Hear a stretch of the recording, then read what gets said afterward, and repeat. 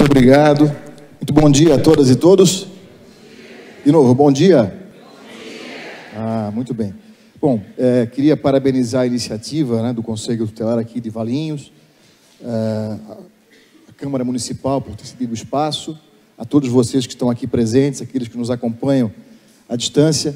Para mim também é uma honra poder estar aqui com vocês, debatendo, né? Vamos tentar fazer um debate amplo sobre, né, o sistema de garantia. Aí, se puder apagar ali a luz, por favor, só essa fileira aqui, aquela também lá, se tiver, não sei se dá para apagar.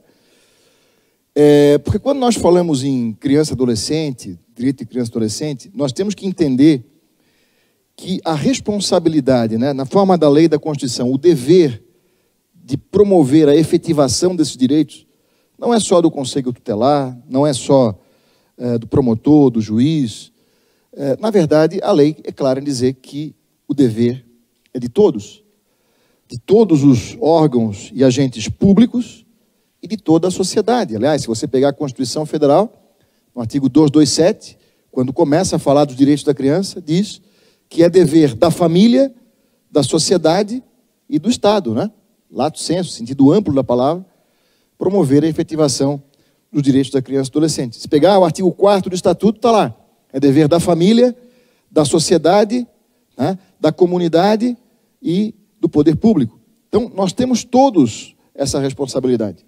E o que é importante é que nós possamos instituir nos municípios um verdadeiro sistema de garantia, que não pode ser uma coisa meramente idealizada, não pode ser algo meramente retórico, tem que ser algo concreto. Nós precisamos efetivamente fazer com que os diversos órgãos, agentes, atores, né, governamentais e não governamentais, de alguma forma deem a sua colaboração para que todos juntos possam chegar até o objetivo comum desse sistema, que é o artigo 1º do Estatuto, né, uma promessa de 32 anos atrás, onde está lá expresso: esta lei dispõe sobre a proteção integral à criança e ao adolescente.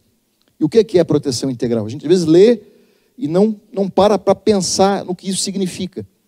Significa a plena efetivação de todos os direitos que são assegurados à criança e ao adolescente.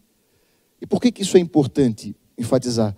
Porque historicamente, né, se a gente fizer uma análise histórica, né, de como é que o atendimento à criança, como é que a criança era atendida, era tratada, você tinha uma noção completamente equivocada. Tratava-se a criança não como um sujeito de direitos, mas sim como um objeto de intervenção do Estado.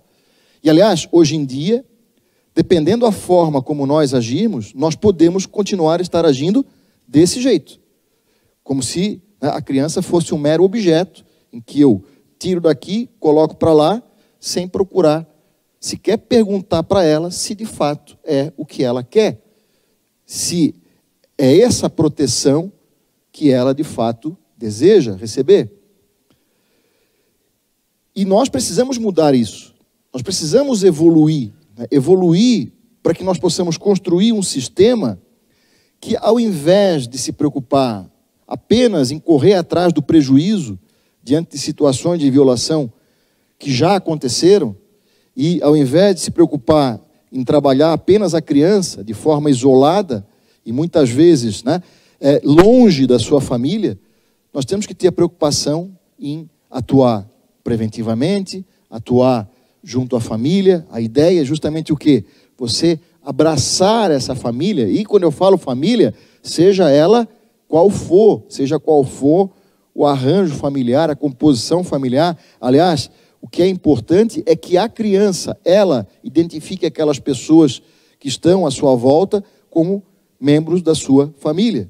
E por isso também é importante saber, afinal de contas, para a criança, quem ela considera a sua família, né? Seja a família nuclear, seja a família extensa, né? Que é um termo que hoje é usado, e é importante a gente ter uma noção clara do que é família extensa, porque eu já vejo que as pessoas às vezes falam em família extensa sem saber do que se trata, né? Até de vez em quando a gente vê aquela expressão: não, agora nós temos que procurar a família extensa.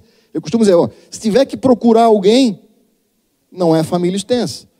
Porque a família extensa até pode não morar junto, pode morar até num outro município, mas são aquelas pessoas que, embora até não sejam parentes, porque o conceito hoje evoluiu para além do vínculo parental, mas, embora não sejam parentes, têm uma relação de proximidade, de afinidade, de afetividade com a criança, e que a própria criança as identifica como aquelas pessoas com quem ela pode contar quando for necessário.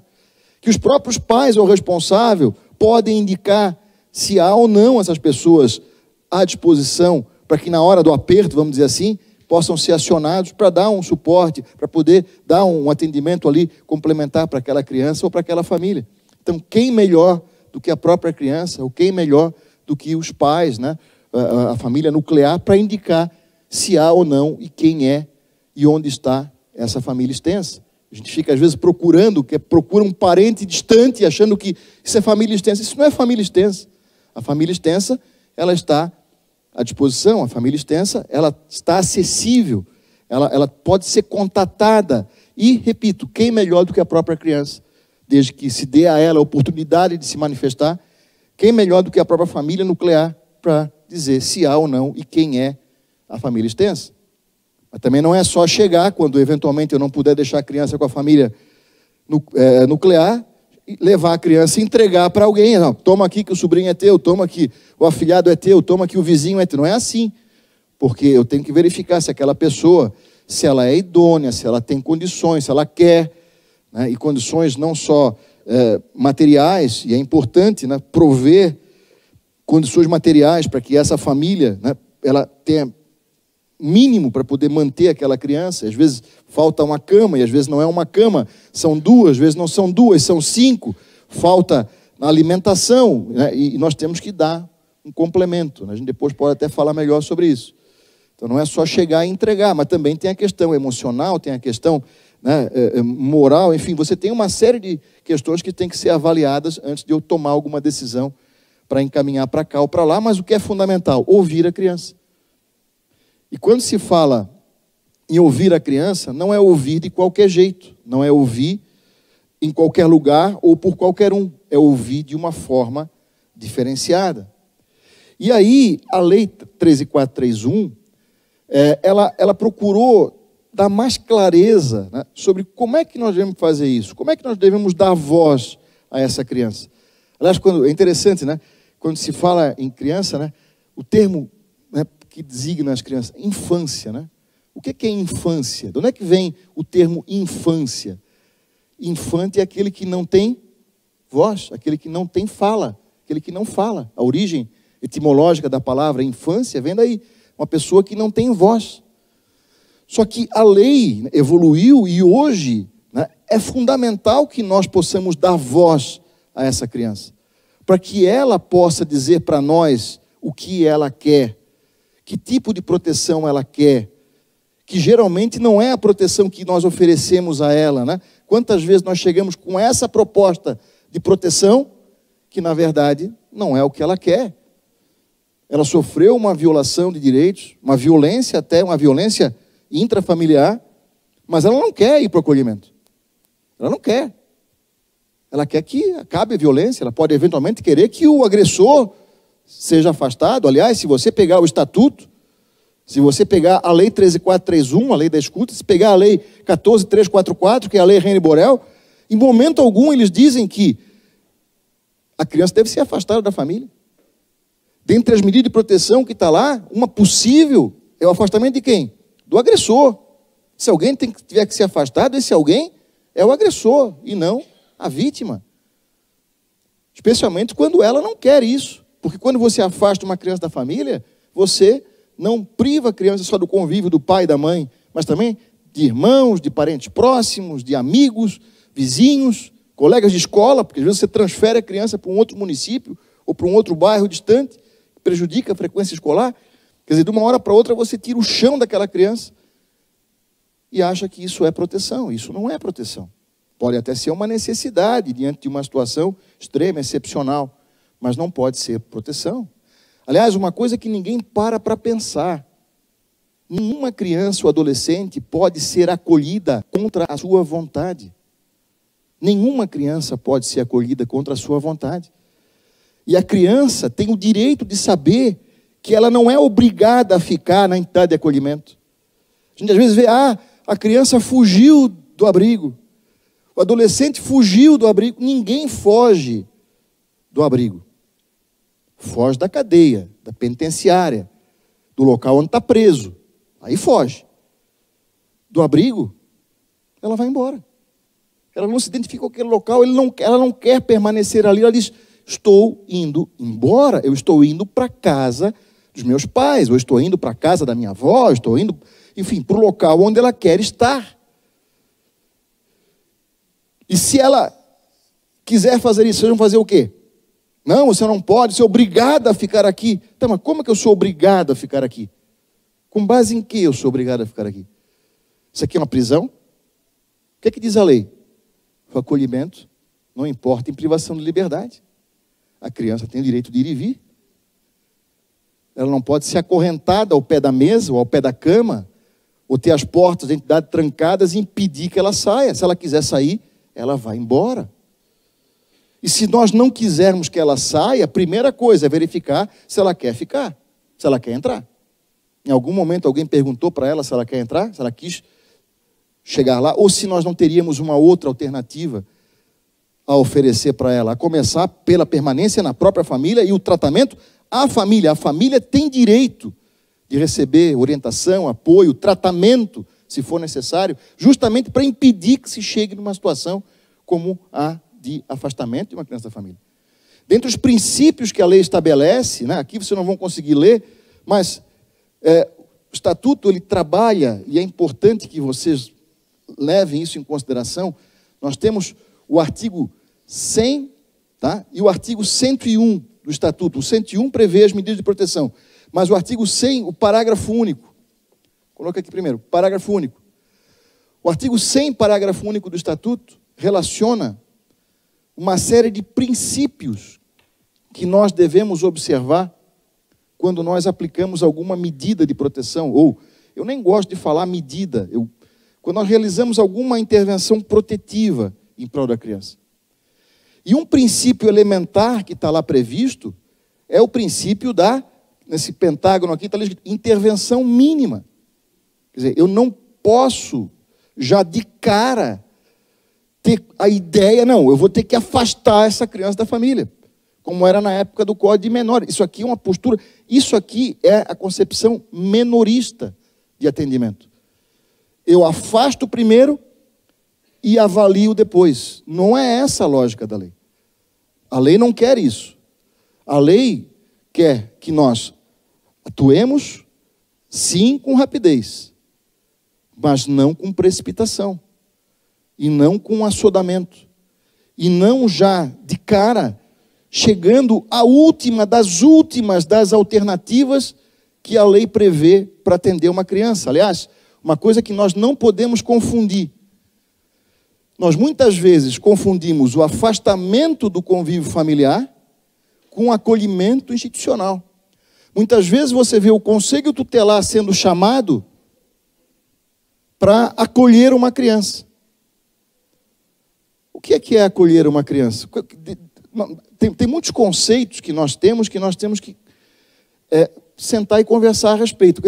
O que você entende como, né, acolhimento institucional? O que é isso? É o conselho, conselho, fisicamente ir até onde está a criança, tirar a criança do convívio da família e colocar conselho, no acolhimento? Isso é papel do conselho? Onde é que está escrito isso? Quem acha que é assim que deve ser feito?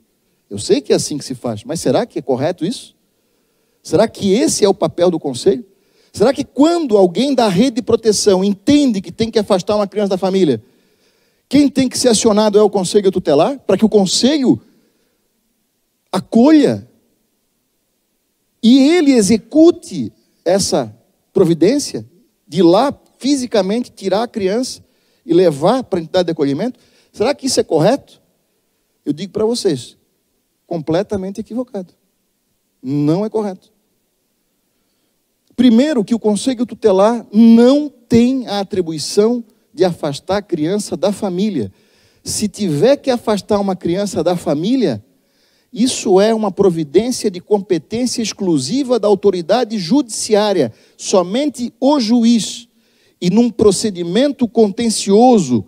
O que isso quer dizer? Eu tenho que ter lá uma série de cautelas, inclusive quanto à forma do procedimento, para que eu possa garantir aos pais ou ao responsável que contraditório, ampla defesa, devido processo legal, para que eles saibam o que eles fizeram exatamente de tão grave que justificou a tomada de uma providência tão extrema como é o afastamento de uma criança da família.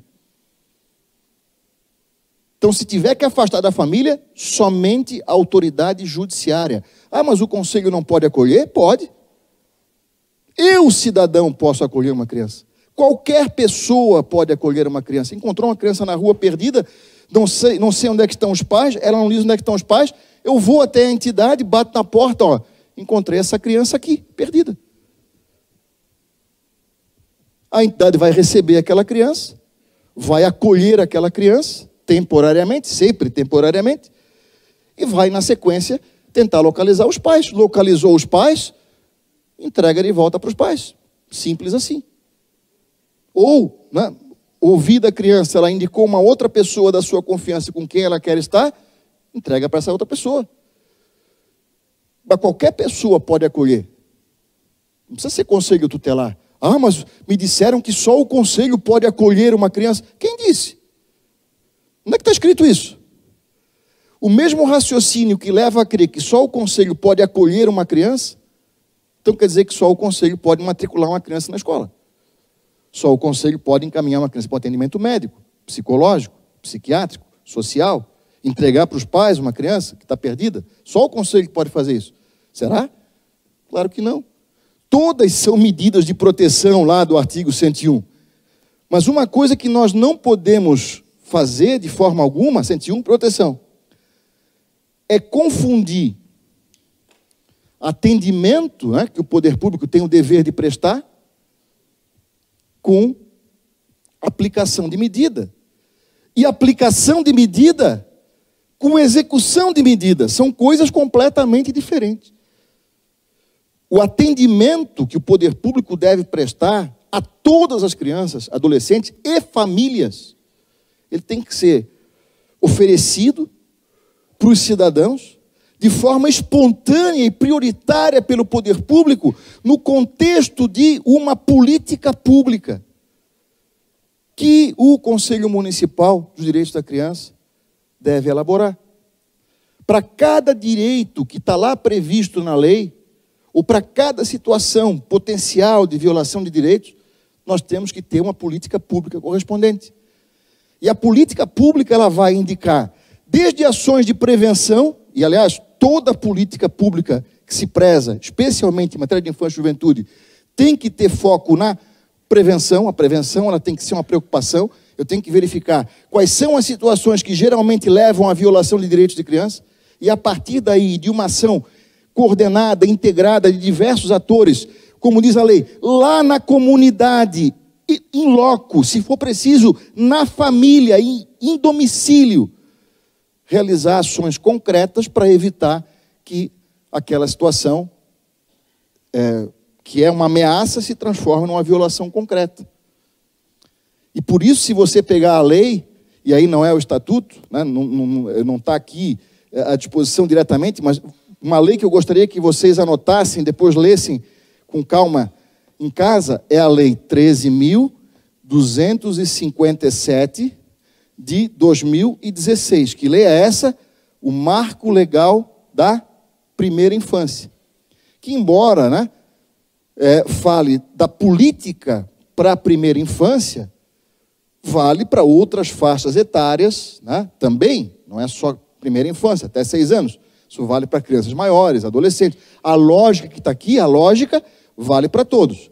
Se vocês lerem com atenção um artigo, que é o artigo 14 dessa lei, 13.257, o Marco Legal, esse artigo 14, ele fala, em linhas gerais, como é que a política para a primeira infância, que é uma fase tão importante do desenvolvimento humano, ela deve ser implementada. Como é que a política deve ser elaborada e implementada?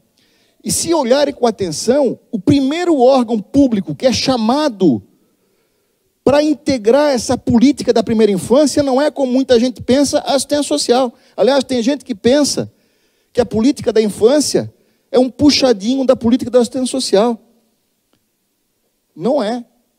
A política da infância, ela é eminentemente intersetorial. E embora a assistência social tenha um papel muito importante na elaboração e na execução dessa política, ela é apenas um dos setores da administração que tem que participar.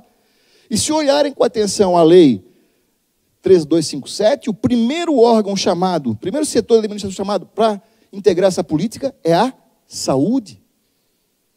Saúde, nutrição, educação, assistência, aí, cultura, esporte, lazer, habitação. Quer dizer, nós temos vários outros setores que têm que se integrar para que cada um assuma as suas responsabilidades, dê a sua contribuição. Porque a partir da soma desses esforços, desses conhecimentos, dessas experiências, dessas iniciativas, é que vai fazer com que a gente possa verdadeiramente chegar, né, à proteção integral à criança. E com ações que devem começar com a prevenção. E uma prevenção que deve abranger não só a criança, mas fundamentalmente quem? A família. E se pegar esse artigo 14 e olharem com atenção, está aqui expresso que as ações desses diversos órgãos, elas são centradas na criança, mas focadas em quem? Focadas nas famílias. E justamente em que famílias? Naquelas famílias que se encontram em condição de maior vulnerabilidade, que estão com dificuldade de assumir o seu papel de proteção, de cuidado, de educação dos seus filhos. Aquelas famílias que geralmente, se nós não tivermos um olhar legal, mas sim um olhar leigo e um olhar ultrapassado, menorista, são as famílias que nós vamos tirar as crianças do seu convívio. Mas na forma da lei, são justamente essas, aquelas cuja condição ela está mais comprometida, você tem lá um grau mais alto de vulnerabilidade, um grau mais alto de problemas ali acontecendo. Essas famílias elas têm que receber uma atenção prioritária por parte do poder público. E o que diz a lei? Essa atuação do poder público ela tem que ser realizada na comunidade. E se for preciso, em domicílio.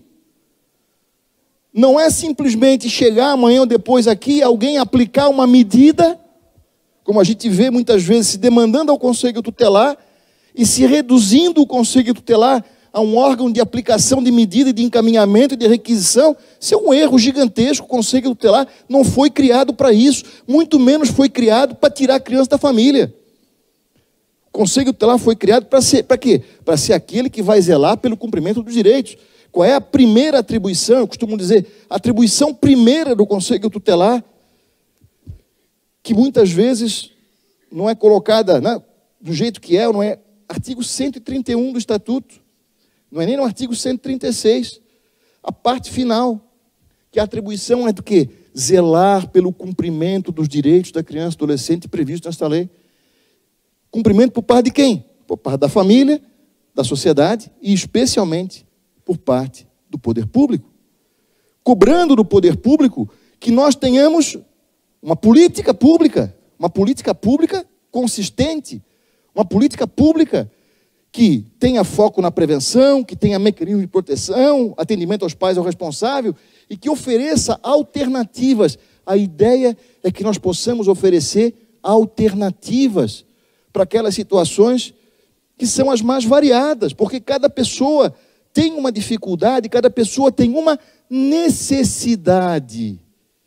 E quando você fala em aplicação de medida, você não pode aplicar uma medida de forma aleatória. A gente às vezes vê, não, eu vou chamar o conselho para aplicar medidas de proteção. Que medidas? Com base em que o conselho vai aplicar alguma medida? Qual é a informação que ele tem junto àquela família, junto àquela criança, para poder tomar alguma decisão e aplicar alguma medida? É no chute? É só olhar para o freguês e vai descobrir o que é que ele precisa e o que é que eu devo fazer por ele? É assim que se faz? E supondo que ele aplique uma medida, ele vai encaminhar esse caso para onde? Quais são os programas e serviços que correspondem às medidas que são previstas em lei, para onde o conselho possa encaminhar esse caso, para que haja continuidade do atendimento? Ou não tem nada disso? Ou você chama o conselho de forma genérica e aleatória, sem saber por que está chamando, o conselho chega lá, não tem suporte técnico nenhum para avaliar aquela situação, para que a gente possa saber o que está acontecendo, o que aquela criança e aquela família necessitam, qual é a sua capacidade, a sua dificuldade, deficiência, a sua potencialidade, enfim, não se sabe absolutamente nada. E o conselho no papel aplica uma medida e faz um encaminhamento, sabe-se lá para onde vai ser atendido, sabe-se lá de que jeito, sabe-se lá por quem. Não é assim que se faz. Nós precisamos ter alternativas. Veja que só no que diz respeito à política de efetivação ao direito a comissão familiar, olha só a quantidade de opções, de alternativas que a lei prevê. Inclusive, aliás, faltou espaço, tem um etc. ali, né? A gente podia até colocar mais quadradinhos aqui, com outras possibilidades de intervenção. Olha lá a quantidade de opções que a lei oferece, de possibilidades de intervenção. Como é que eu vou saber qual que é a mais adequada para aquele caso em concreto, na esfera protetiva? Quem que vai tomar a decisão a respeito disso? De encaminhar para cá ou para lá, de realizar esse ou aquele atendimento? E onde é que o atendimento vai ser realizado? Qual é o equipamento correspondente àquela medida ou àquela ação que a lei prevê que deveria ser implementada? Isso está devidamente definido, combinado entre nós?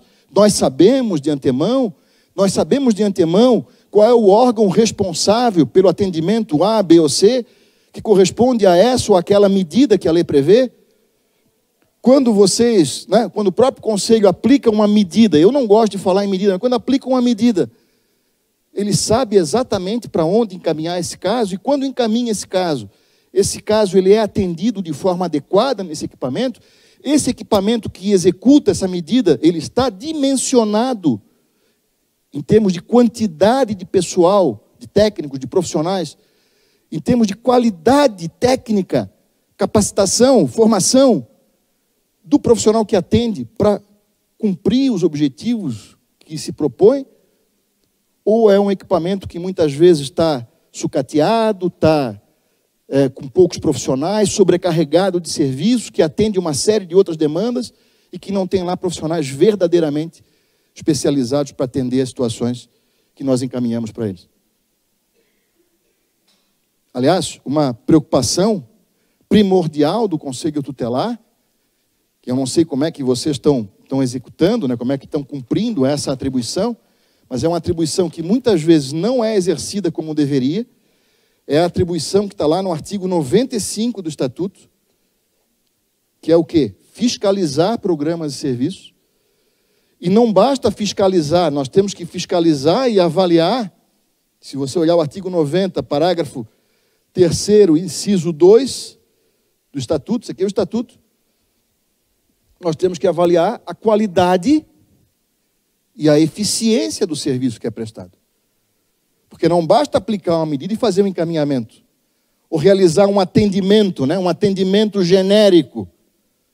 Você tem que ter um atendimento de qualidade, por profissionais que tenham a habilitação técnica necessária para realizar as intervenções devidas e que sejam adequadas às diversas situações, os diversos graus de complexidade que os casos apresentam. E eu não estou aqui falando só baixa, média e alta complexidade para fins de tipificação, tá?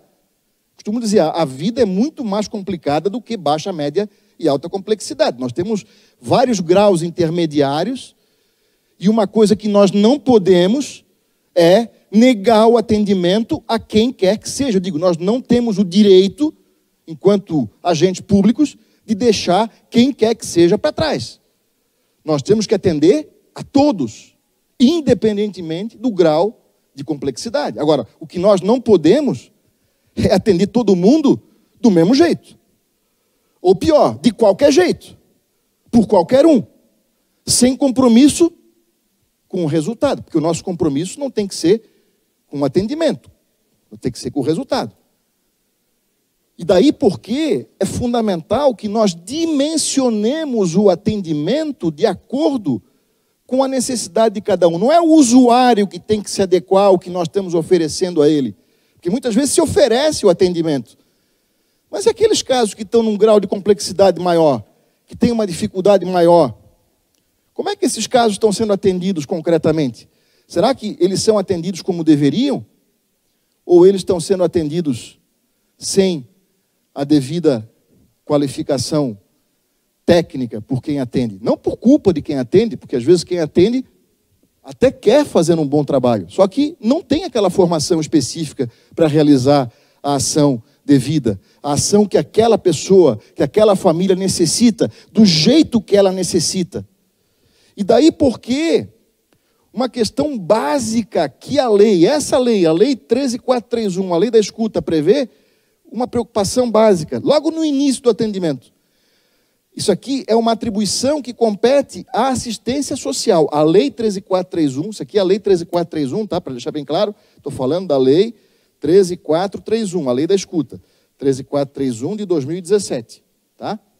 Essa lei, no artigo 19, que fala da assistência social, embora eu diga isso aqui, vale para outras políticas públicas, mas no artigo 19, inciso 1, prevê o quê? A elaboração de um plano individual, veja o termo que a lei usa, plano individual e familiar de atendimento. Para quê?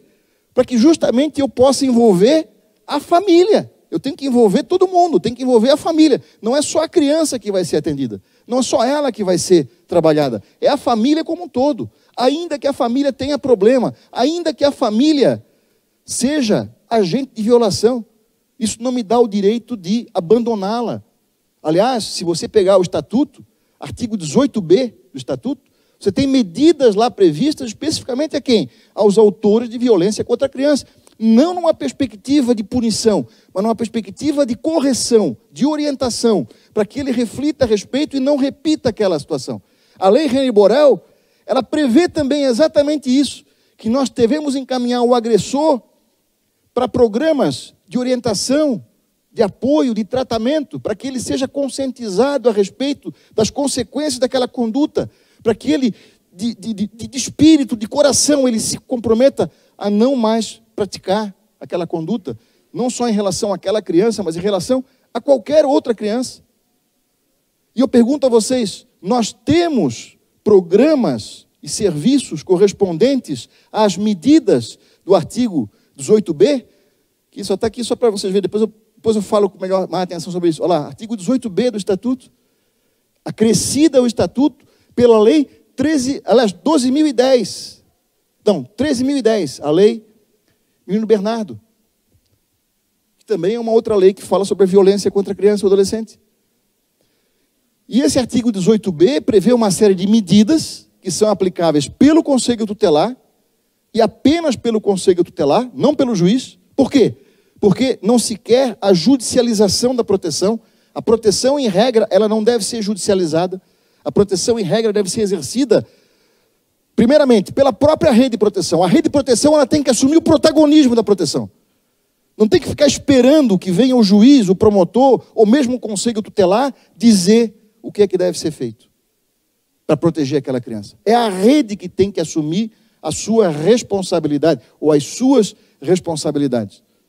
Tá? E o artigo 18b, ele deixa claro que quando você se depara com uma situação de violência contra a criança, você tem que trabalhar não só a vítima, mas também o agressor, também o agente de violação. Só que você tem que ter à disposição, não é à disposição do conselho, é à disposição da sociedade, programas e serviços equivalentes ao artigo 18b, que, repito, agora a lei René Borel, ela também prevê isso, ela também prevê que nós tenhamos mecanismos para atendimento aos vitimizadores. E eu pergunto para vocês, precisa responder, nós temos nos municípios aqui presentes programas e serviços que correspondam às medidas do artigo 18b, que nos permita encaminhar os vitimizadores para um atendimento diferenciado, para que eles sejam conscientizados, orientados, tratados, se for preciso, para que não repitam aquela condição, aquela situação de violência?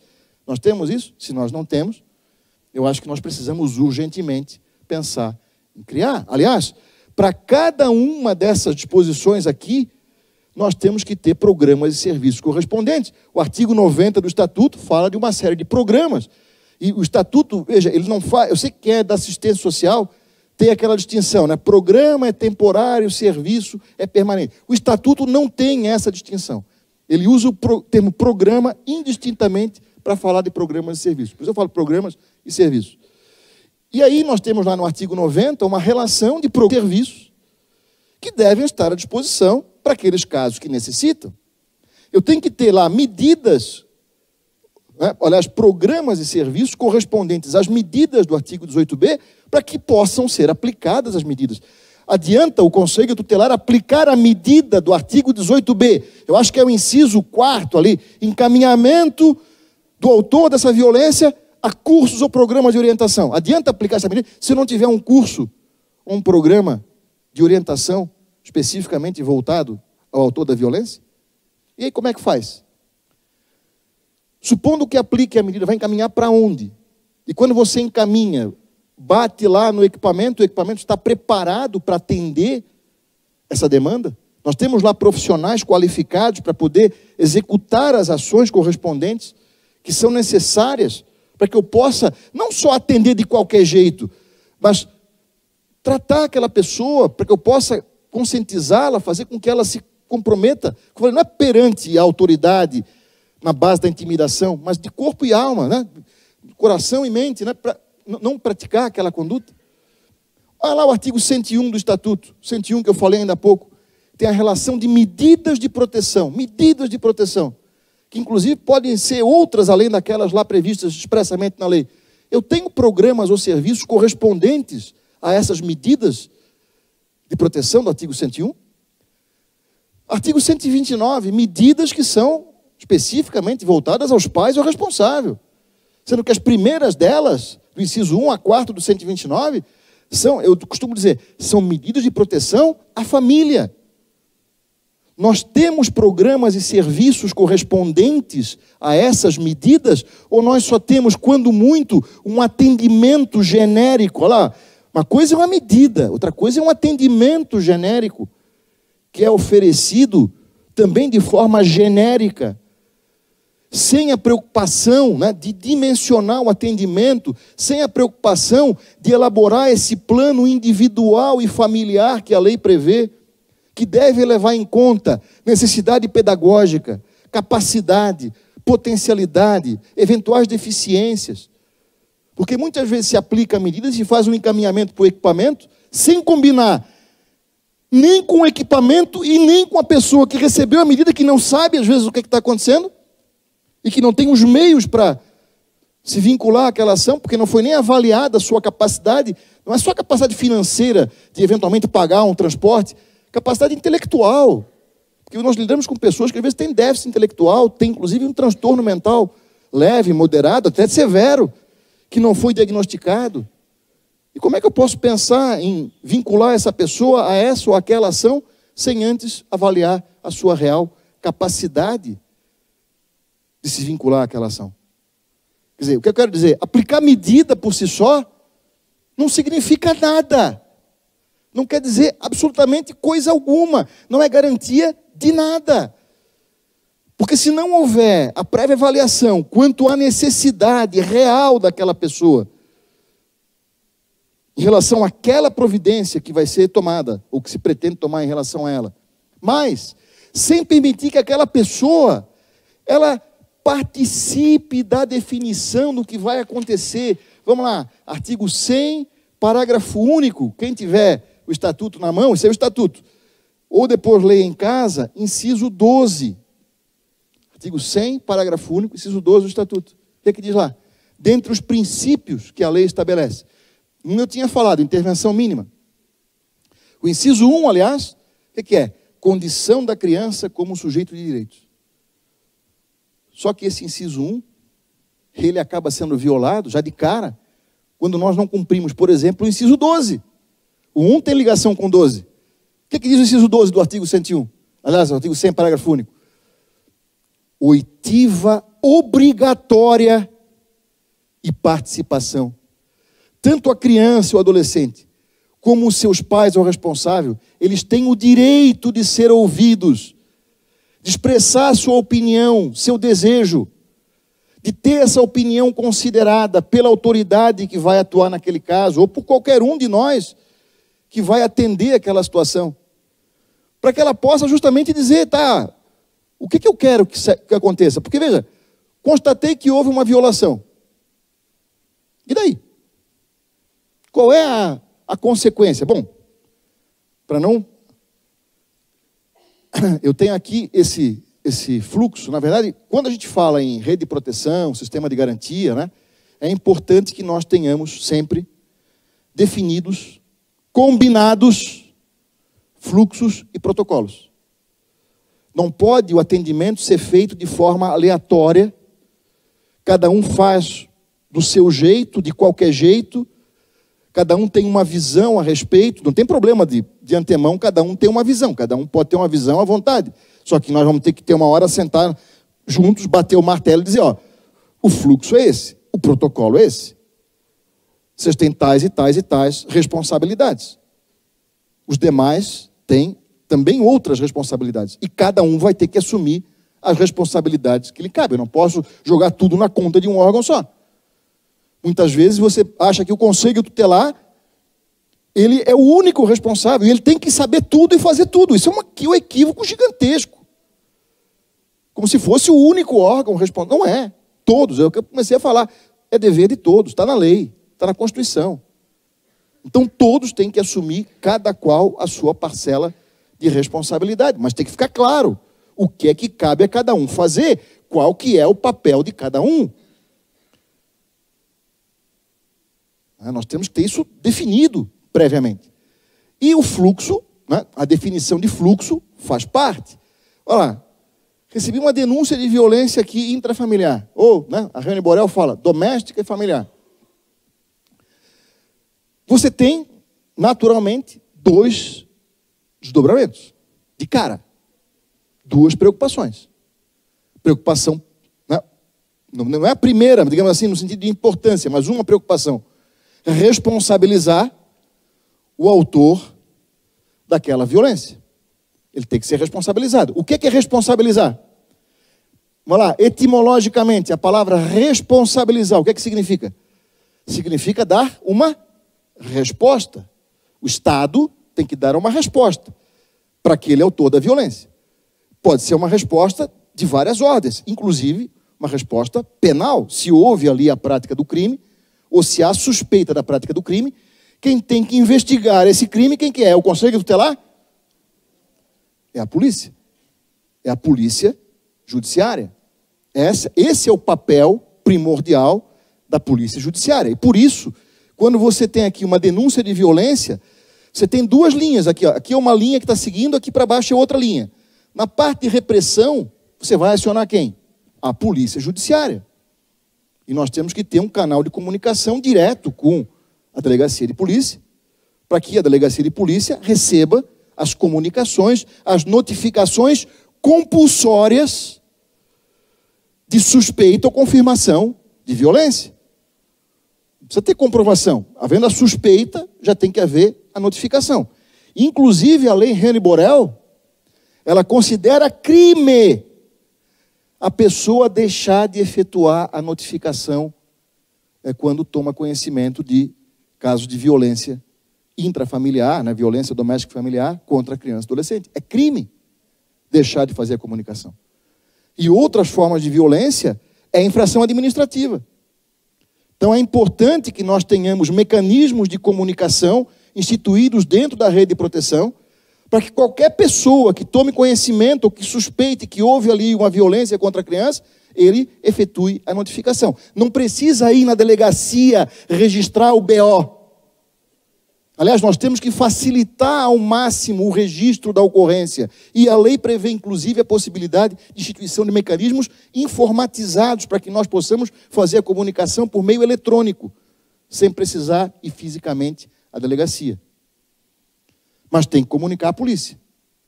É dever do cidadão e do servidor público e de qualquer um que tomou conhecimento do fato, comunicar à polícia quando houver suspeita de crime.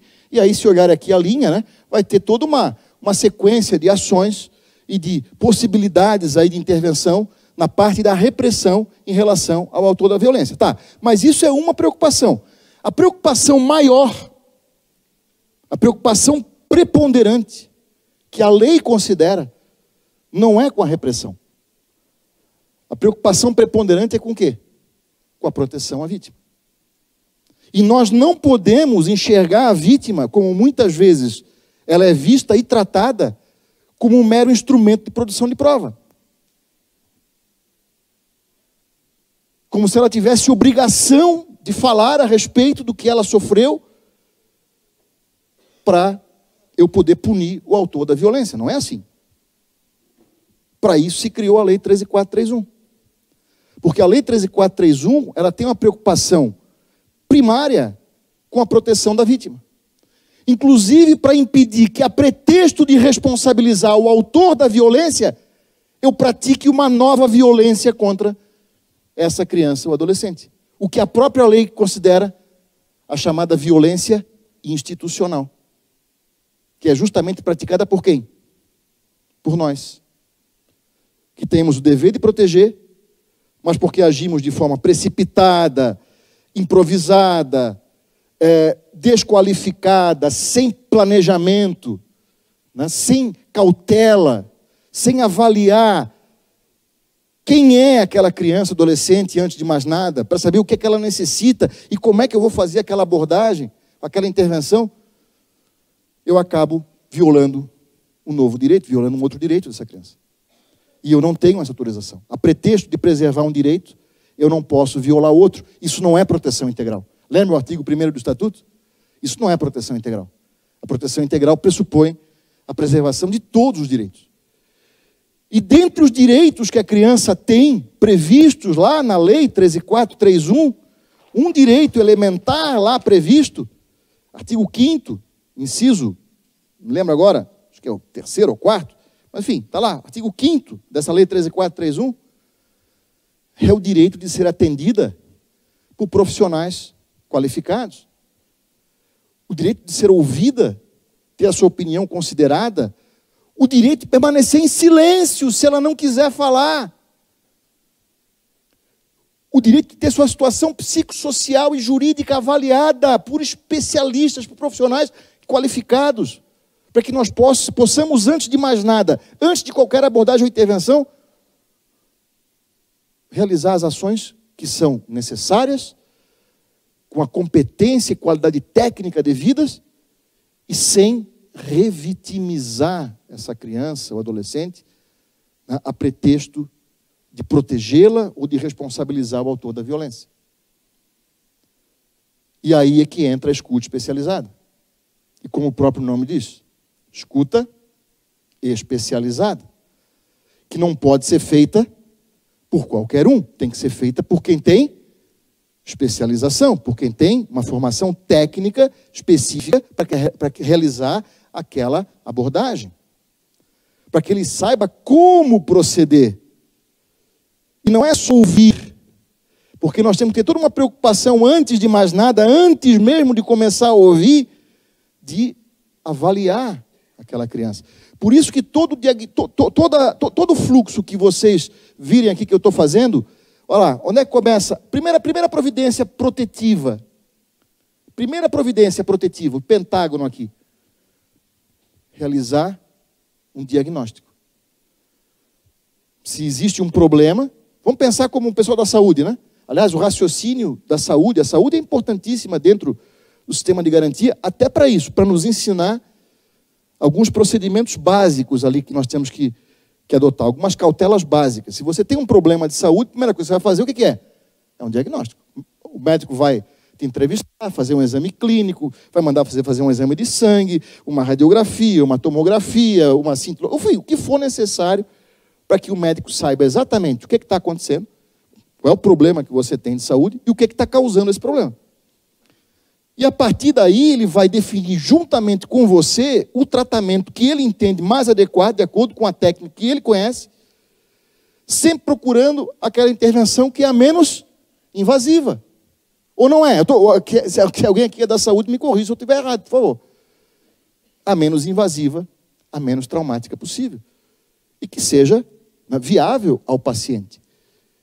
E muitas vezes ele sozinho não vai ter condição de seguir aquele tratamento. Ele vai precisar de um apoio externo. Primeiramente da família, eventualmente de alguém da sua confiança, que vai ter que ajudá-lo a tomar uma medicação, levar para um atendimento lá no posto de saúde ou num hospital, enfim. Tudo isso tem que ser devidamente planejado, né, combinado com o paciente, né? Mas começa tudo aonde? Com a avaliação técnica. E dentro dessa avaliação técnica, e veja, não estou falando atendimento pelo Conselho Tutelar. Conselho Tutelar, entendam, não é órgão técnico. O Conselho Tutelar, na forma da lei, é órgão eminentemente político. Não é político partidário, não é fazer oposição ao prefeito ou aplaudir o prefeito. Não tem nada a ver com política partidária. Político no sentido puro da palavra. Que é aquele que justamente vai procurar zelar pelos direitos, vai procurar fazer com que cada um dos demais órgãos e agentes corresponsáveis saiba qual é o seu papel e assuma as suas responsabilidades. A preocupação primária do Conselho Tutelar não é com aplicação de medida, com encaminhamento, com requisição de serviço, porque isso muitas vezes não leva a lugar algum. Seja porque a medida é aplicada de forma equivocada, seja porque não tem para onde encaminhar, porque não tem os equipamentos correspondentes, pelo menos que tenham a competência, a qualidade técnica necessária para você poder prestar o atendimento para aqueles casos, especialmente aqueles casos mais complexos que surgem. E eu costumo dizer, quando você tem no município um excesso de intervenção do Conselho Tutelar, isso é um sinal gravíssimo de que a rede de proteção ou não existe, ou não está funcionando como deveria. Porque num sistema ideal, a rede de proteção assume as responsabilidades que lhe são próprias, independentemente da intervenção do Conselho Tutelar. O atendimento que é prestado à criança, ao adolescente, à família, ele independe da aplicação de uma medida, até porque, como eu disse, aplicar medida por aplicar não significa nada e pode não levar a lugar algum. Aliás, pode levar a uma revitimização, pode levar a uma violência institucional, pode levar a um prejuízo maior para aquela criança. Porque o que importa não é aplicar a medida, sim, realizar um atendimento de acordo com o que cada um necessita, do jeito que necessita. Então, por isso que se você olhar todos os fluxos que eu desenho, começa aqui, diagnóstico, avaliação técnica, por profissionais qualificados. E nós temos que ter, dentro da rede de proteção, profissionais que sejam capazes de realizar essa avaliação técnica. E no contexto da avaliação técnica, sempre que possível, não é obrigatório, porque, repito, se a criança não quiser, ela não pode ser obrigada a falar. E, em muitos casos, ela não consegue falar, seja pela idade ou por uma outra condição que ela possui, ela não vai conseguir falar. Mas sempre que possível, sempre que eu puder, e sempre que ela quiser falar, ela deve ser ouvida. Não só em relação ao fato, não só em relação à violência sofrida, mas em relação a outros aspectos relativos ao atendimento que nós vamos ter que definir. Porque uma coisa é eu constatar, aconteceu a violação. E daí? Porque na esfera protetiva, olha lá, na esfera criminal é uma linha, né? Você vai lá seguindo, vai lá, você tem quase que uma linearidade ali de ação. Mas na esfera de proteção, você tem várias possibilidades de intervenção. Aqui, isso aqui é simplificado, porque essa linha descendente aqui, ó, que você vai dizer, ó, você vai manter, apesar da violência, você vai manter a criança na família. Porque é princípio da lei. Eu só vou afastar a criança da família se houver uma justificativa real para o afastamento. Se houver uma real necessidade constatada. Se a própria criança quiser sair, porque ela pode... Lá o menino Bernardo, né? Pediu para sair. Nós não ouvimos o Bernardo. Mantivemos na família. O que aconteceu? Morreu. Outros pedem para ficar. E nós não ouvimos também. E tiramos da família. E eles ficam, às vezes, sofrendo lá, calados. Especialmente quando é uma criança de pouca idade, que não conhece seus direitos, que não tem a iniciativa de ir embora da entidade de acolhimento. Ele fica lá sofrendo calado. Mas não queria estar lá. E não precisaria estar lá, se fizéssemos a coisa certa. Mas, enfim, a preferência é ficar na família. E aí você tem aqui as possibilidades, né? Encaminhar para cursos, programas aqui do 18B, programas de orientação, apoio à família, e encaminhar aquela criança diretamente para os atendimentos protetivos que ela necessitar. Não precisa acionar o conselho tutelar para que o conselho aplique a medida A, B ou C. Se quem ouviu a criança, se quem fez o diagnóstico constatou uma necessidade, seja na área da saúde, na área pedagógica, na área social, na área... Enfim, onde for, esse cidadão que ouviu, que atendeu naquele primeiro momento aquele caso, ele já faz o encaminhamento direto para os atendimentos protetivos devidos. Inclusive aqui tem esse desenho aqui procura mostrar mais ou menos isso. Olha lá, mais uma vez, diagnóstico, escuta, quando possível, e quem faz o diagnóstico já encaminha direto para o atendimento que for necessário. O que determina o dever de agir do poder público não é a aplicação de medida A, B ou C pelo conselho tutelar. É a necessidade do cidadão. Se o cidadão necessita, ele tem o direito. E se ele tem o direito, o poder público tem o quê? Tem o dever de atender. Simples assim. Mas não atender por atender, atender de uma forma adequada, com qualidade técnica, né? Com resolutividade, planejando aquela ação. Mas, enfim, aí você tem aqui, como eu falei, desdobramentos. Você vai, aqui, ó, olha aqui, conselho tutelar MP, estão aqui, ó, um embaixo do outro, tem um asterisco ali, tá vendo? E aqui embaixo, aliás, aqui, o asterisco. O acionamento do conselho tutelar, assim como do Ministério Público, ou do sistema de justiça, né, próprio juiz, enfim, mas geralmente vai ser via Ministério Público, ele é uma exceção. Não pode ser a regra. E ele tem que ser justificado. Vocês querem que o conselho intervenha? Por quê? Por quê? O que querem que o conselho faça? Com base em quê? Com base em quê que se chegar a essa conclusão e que o conselho vai também chegar à sua conclusão? Se vocês só acionarem o conselho tutelar, genericamente, sem explicar o porquê, sendo o conselho um órgão leigo, e é, ah, mas no meu conselho tem uma assistente social lá que é formada, tem um conselheiro que é psicólogo. Não interessa. Como conselheiro, ele não é assistente social, ele é conselheiro. Ele não é psicólogo, ele é conselheiro. Conselho não é equipe técnica, conselho é conselho. Pode ter a composição que tiver, mas a maioria dos municípios eu sei, não sei como é que é aqui em Valinhos, mas em outros municípios, os conselheiros, em regra, não têm nível superior, não têm uma formação, e ainda que tivesse, é aquela história, eu sou promotor de justiça há 30 anos, vou fazer 31 anos agora, em outubro. Encaminha para mim um caso desse. Eu não vou saber o que fazer. Por que eu não vou saber? Porque, veja, a lei me dá o quê? A lei me dá possibilidades. Olha aqui, mais uma vez, nesse desenho aqui. Olha quantas. Só em relação àquele direito. Ela não me diz o que fazer diante daquela situação A, B ou C. Cada caso é um caso. Ele tem que ser avaliado individualmente, não somente sobre o aspecto jurídico. Falar em tese é fácil. Em tese, me dê aqui um caso qualquer e em tese eu vou dar uma solução. Que é no chute. Mas num caso concreto, aquele caso daquela criança, daquela família, não adianta acionar nem o conselho tutelar e nem o juiz, se não subsidiarem um ou outro com informações técnicas que sejam capazes de permitir que eles, né, entendam o que está acontecendo e possam, a partir daí, das alternativas, não só que a lei estabelece, mas que as normas técnicas, né, que os profissionais de outras áreas fornecem, a gente possa encontrar uma solução.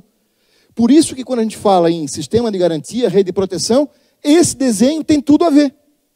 Ele tem várias simbologias, né? Uma eu já falei, é nós darmos as mãos, né, e abraçarmos aquela família, não permitir que ela escape por lado nenhum. Seja qual for o grau de complexidade, qual for o problema que esteja lá instalado. Nós temos o dever de atender e o dever de resolver aquela situação. Por mais grave, por mais complexo que seja. Só que ninguém vai resolver sozinho isso. Muito menos com uma canetada. Para que nós possamos resolver, nós também temos que sentar juntos. numa mesa redonda. Lembra o rei Arthur? A lenda do rei Arthur? Em que ele se sentava junto com os cavaleiros para debater os problemas do reino, numa mesa que era redonda, tábua redonda. Por que a mesa era redonda? Para que ninguém tivesse a aspiração de sentar na cabeceira. Porque ninguém era mais importante do que ninguém. Porque é importante que um sente junto com o outro, olho no olho, discutindo como iguais o que está acontecendo. Porque a soma desses conhecimentos, desses esforços, das impressões que cada um tem, da experiência de cada um, que vai permitir que nós possamos entender o que está acontecendo e, a partir daí, tomar as decisões corretas. E vamos ter que combinar entre nós e distribuir entre nós responsabilidades, ações diversas que vão englobar diversos aspectos da vida daquelas pessoas. Mas não adianta eu fazer isso para eles, combinar entre nós e cobrar deles. Não, nós temos que combinar entre nós, mas também temos que combinar com eles. Lembra lá? Domingão do Faustão. Agora é Domingão com o Hulk. A preposição, né? Parece uma coisa boba, mas não é. Se eu faço alguma coisa para alguém, sem ouvi-lo, sem permitir que ele participe da discussão, da definição do que vai acontecer, isso vai ter um resultado. Agora, quando eu faço com que aquela pessoa, ela participe efetivamente, ela se manifeste, a gente possa argumentar com ela tenha a possibilidade de propor algo, de questionar a nossa ideia A, B ou C, isso vai ter um outro resultado. Então, por isso é importante que nós combinemos entre nós, mas também nós combinemos com eles. E daí porque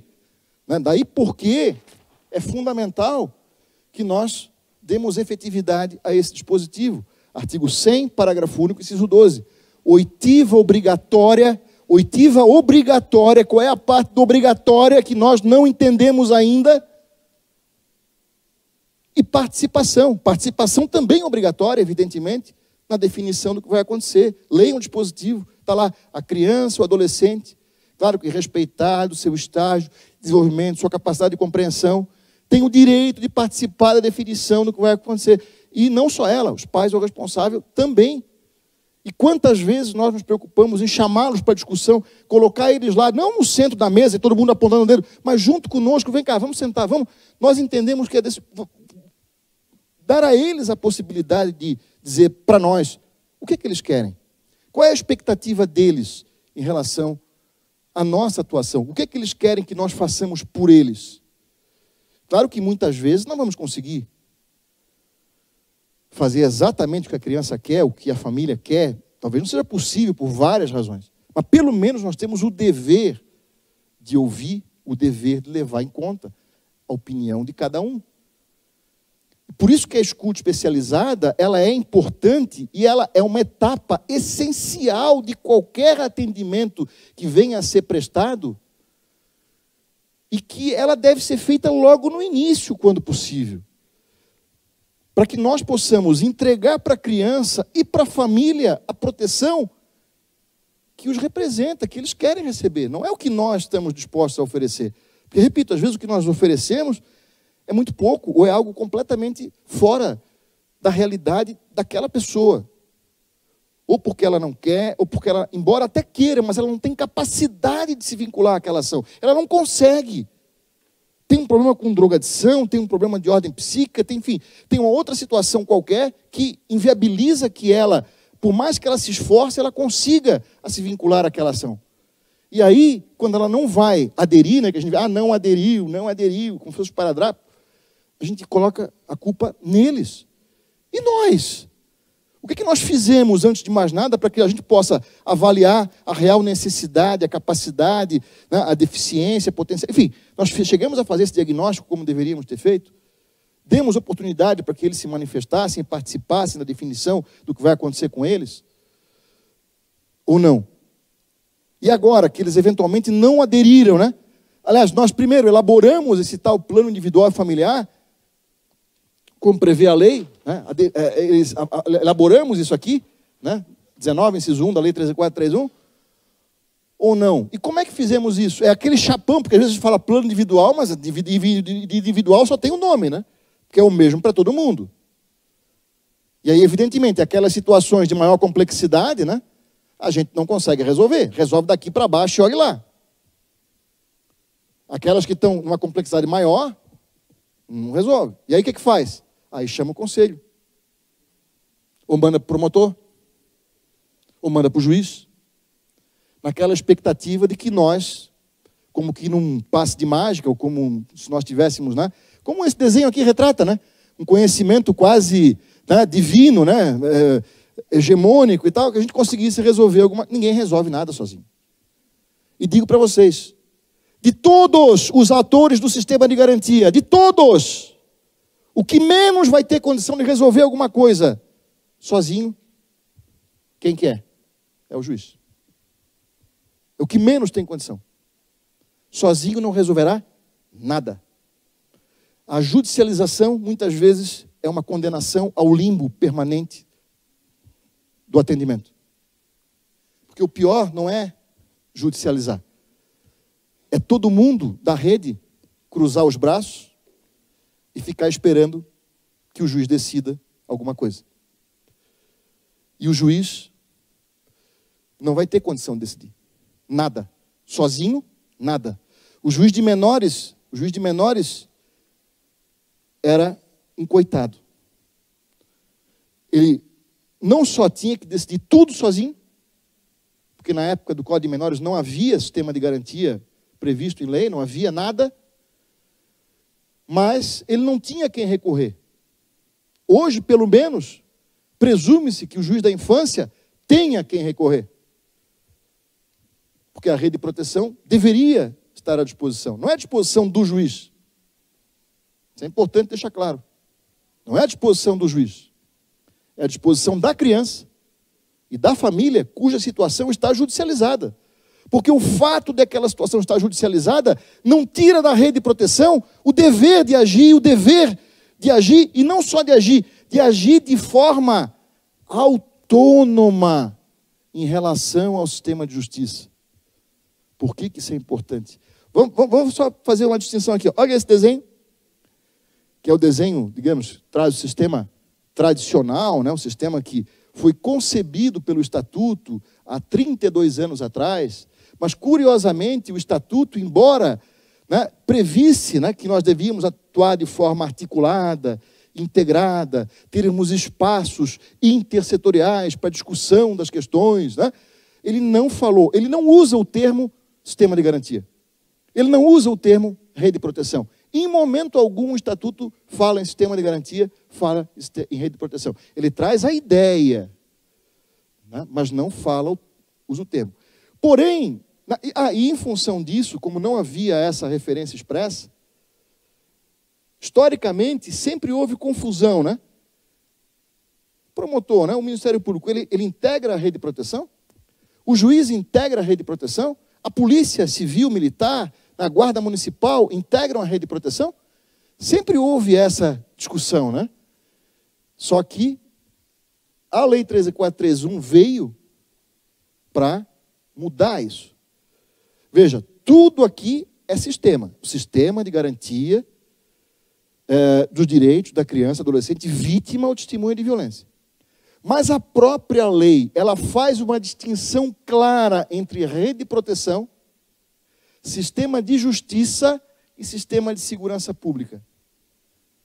São três em um, a gente pode dizer, né? Os três pertencem ao sistema de garantia. Mas são três entes distintos. E a rede de proteção, ela tem que ter vida própria, ela tem que ter autonomia, inclusive em relação ao sistema de justiça e de segurança pública. E por que isso é importante? Porque muitas vezes as violações de direitos, a violência institucional, ela vem da onde? Ela vem do sistema de justiça ou ela vem do sistema de segurança pública.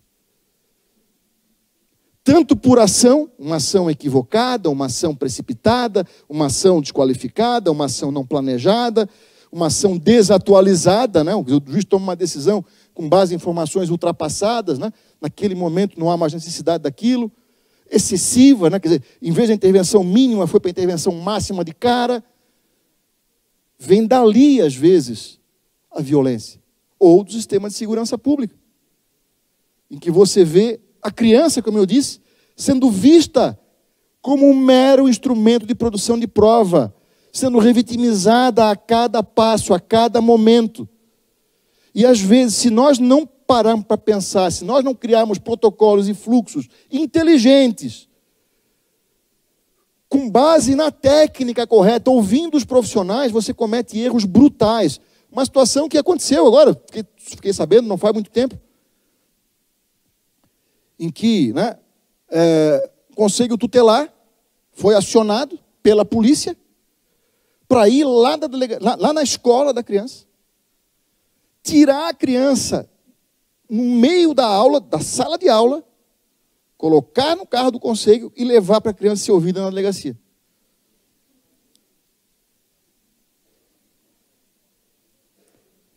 Quer dizer, é assim que se faz. Primeiro, o Conselho Tutelar ser o executor de uma ação que o delegado determina. Esse caso é o rabo abanando o cachorro, porque quem pode requisitar um serviço de segurança pública é o Conselho Tutelar.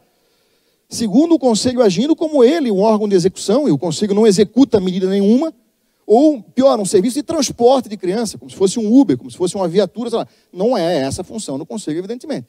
E terceiro, tirar a criança do meio da sala de aula, sem explicar o que está acontecendo, jogar essa criança no carro do Conselho, levar para a delegacia, que é o último lugar onde se deve encaminhar uma criança vítima para ser ouvida, não deve ser encaminhada para lá jamais. E colocar a criança para ser ouvida, sabe-se lá de que jeito? Na delegacia. Quer dizer, não é assim que se faz. Será que não tem alguém para dizer que isso está errado, que nós temos outras formas de agir que não desse jeito? Vamos pegar de novo lá, artigo 5º da Lei 13.431, os direitos da criança, vítima ou testemunha. Será que isso respeita os direitos que ela tem, que são assegurados por lei? Ou será que nós não temos que fazer algo diferente? Não pode ser assim. Então, como é que é, Murilo? Não sei. Para aquele caso em particular, não sei. Varia de caso a caso, por isso é importante fazer um diagnóstico prévio, uma avaliação técnica, verificar quem é essa criança, em quem é que ela se encontra, o que é que nós suspeitamos, por quê. Enfim, nós temos que ter uma série de cautelas preliminares para que a gente possa, a partir daí, planejar a ação de uma forma que não venha trazer nenhum tipo de prejuízo à criança, não venha gerar revitimização. Se você pegar, por exemplo, a 13.431, ela diz que a criança tem o direito de participar, inclusive, do planejamento da execução daquela ação, de ser ouvida em local e em um horário que melhor lhe convenha. E quando a gente fala em ouvir a criança, eu falo muitas vezes nisso, você criar um equipamento de escuta. Quando eu falo criar um equipamento de escuta, não é necessariamente um espaço físico para onde a criança será levada. Porque mais importante do que você ter um espaço físico é você ter profissionais qualificados que possam se deslocar até onde está a criança, para que ela seja ouvida onde ela estiver e onde ela se sentir bem, sem prejudicar outros direitos, como é o caso do direito à educação. Será que eu preciso ouvir no meio da aula? E chegar lá o conselho e tirar a criança da sala de aula, no meio dos colegas lá, o professor, ninguém sabe o que está acontecendo, de uma hora para outra é sequestrada e levada, sabe-se lá para onde? Isso é uma barbaridade. Você não pode fazer desse jeito. Você tem que fazer de uma outra forma. A forma, ela é essencial para que você faça bem feito, sem revitimizar. Então, ao invés de pegar a criança e ficar levando de um lado para o outro, nós temos que ter equipamentos com profissionais qualificados que possam se deslocar onde a criança se encontra, mas antes de uma hora para outra alguém querer de forma precipitada, assim, fazer de qualquer jeito. Não, peraí, calma. Falei, nós temos que agir com rapidez, sim, mas nós não podemos agir de forma precipitada, assodada, improvisada, irresponsável, a ponto de prejudicar a criança, a ponto de causar novas violências contra ela. Nós temos que sentar entre nós, planejar a ação, e de uma forma que seja menos invasiva, menos traumática, que venha causar o menor impacto possível na vida, no dia a dia daquela criança, daquela família. E mais uma vez, cada caso é um caso. Embora nós devemos ter fluxos instituídos, o fluxo ele aponta o quê? Ele aponta a direção, ele aponta o norte. Mas para eu chegar lá, eu vou ter que ter uma série de desdobramentos muitas vezes. Eu não consigo ir reto, eu vou ter que ir para aqui, para lá, para cá, para lá. Eu sei que é para lá, mas eu vou ter que ter uma série de cautelas antecedentes, obstáculos que vão ter que ser transpostos para que eu possa chegar onde eu quero chegar sem causar nenhum tipo de acidente no percurso, né? Nenhum dano colateral no percurso. Então, por isso, mais uma vez, tem que ter o quê? Profissionais qualificados que vão ser chamados a intervir. E olha lá, não sei se prestaram atenção aqui, ó. Aqui, ó. Essa bandeirinha aqui, ó. O que diz?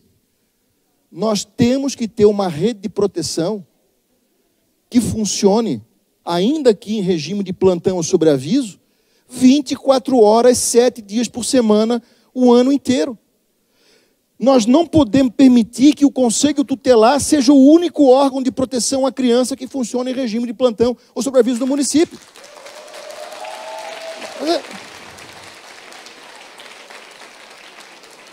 Gente, meu Deus, isso é uma barbaridade.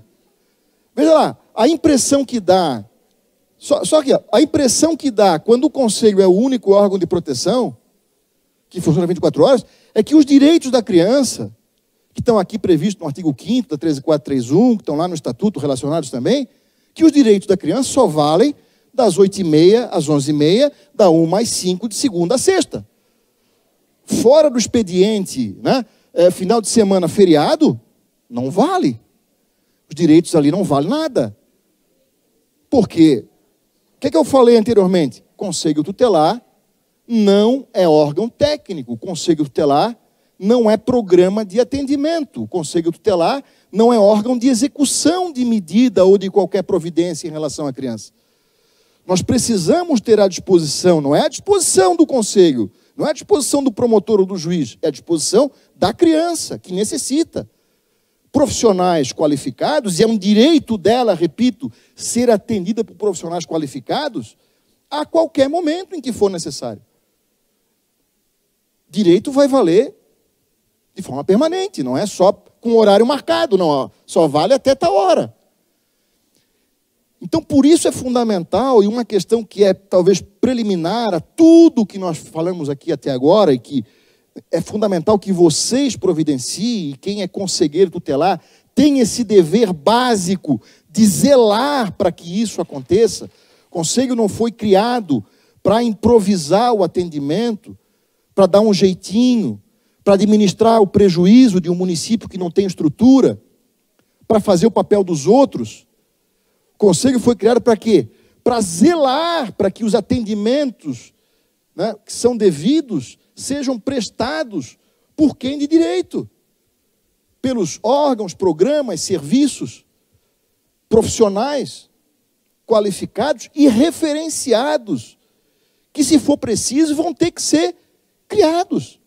A rede de proteção não pode ser uma figura meramente imaginária, em que cada um de vocês tem uma ideia do que é, mas ninguém sabe ao certo como é que funciona. A rede de proteção, ela tem que ser uma realidade. Ela tem que existir de fato e de direito. Uma questão básica, não sei como é que está aqui Valinhos e outros municípios, mas que nós precisamos é regulamentar essa rede de proteção. Quando eu uso o termo rede de proteção, eu tenho que saber exatamente a quem eu estou me referindo. Quais são os órgãos governamentais e não governamentais, porque a rede de proteção à criança não é composta só, ou não deveria ser somente composta por órgãos governamentais, e muito menos a rede de proteção ser uma rede meramente socioassistencial, porque a rede de proteção tem obrigatoriamente que envolver outros órgãos públicos e não só a assistência social, que não pode ficar sozinha. Então, quando eu falo rede de proteção, eu tenho que saber exatamente a quem eu estou me referindo, porque trabalhar em rede não é saber para que eu vou empurrar o problema. Trabalhar em rede, o espírito do trabalho em rede, é saber com quem eu posso contar para me ajudar a encontrar uma solução para aquele problema, cuja responsabilidade não é só minha, não é só dela, não é só nossa. O que eu disse anteriormente? É de todos. Só que tem que ter organização, porque não adianta eu, né, achar que é que você que tem que agir, mas você não concorda comigo? E aí você nega o atendimento? E pode ser que eu esteja errado, mas se não é você, então quem é? Nós temos que definir isso. Tem que ter clareza quanto a isso. Nós temos que ter, repito, a definição de fluxo e protocolo é fundamental para que nós possamos nos entender. Primeiramente, dentro da própria rede, porque nós temos que ter diálogo entre nós da rede, e também estabelecer fluxos e protocolos com o sistema de justiça. E não é só o juiz da infância.